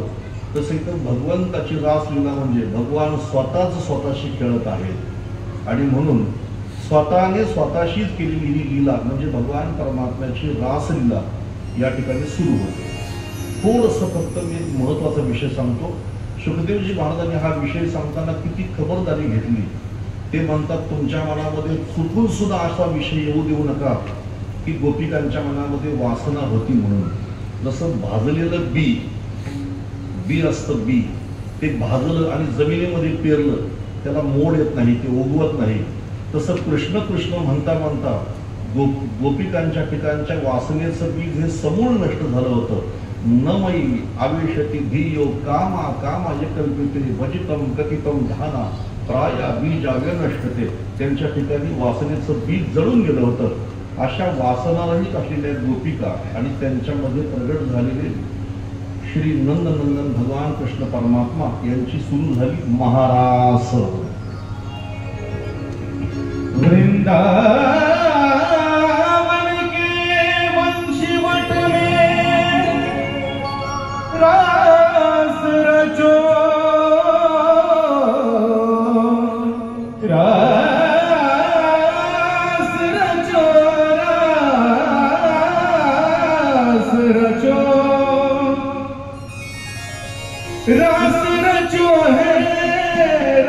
रचो है वृंदावन के में रास रचो है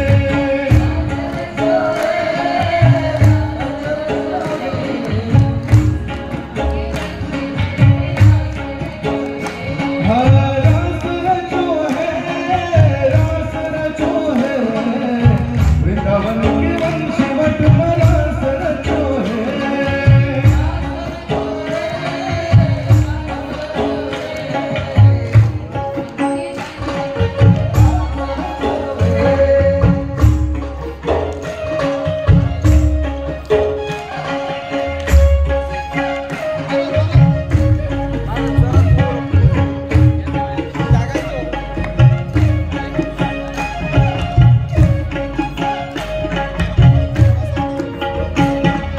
राधा नाचे कृष्ण नाचे नाचे गोपीजन राधा नाचे कृष्ण नाचे नाचे गोपीजन राधा नाचे कृष्ण नाचे नाचे गोपीजन राधा नाचे कृष्ण नाचे नाचे गोपीजन मन मेरो बन गयो रे सखी पावन वृंदावन हे मन मेरो बन गयो सखी पावन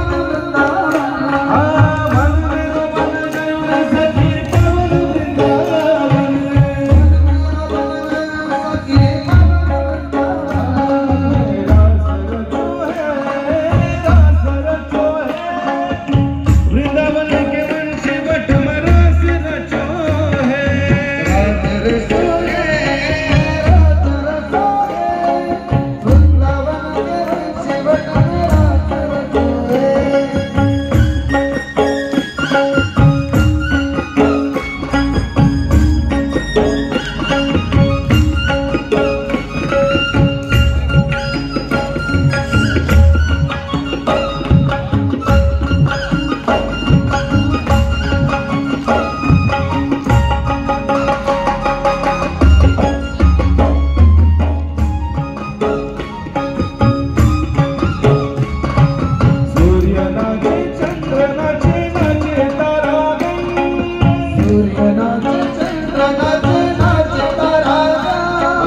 सूर्य नाचे चंद्र नाचे नाचे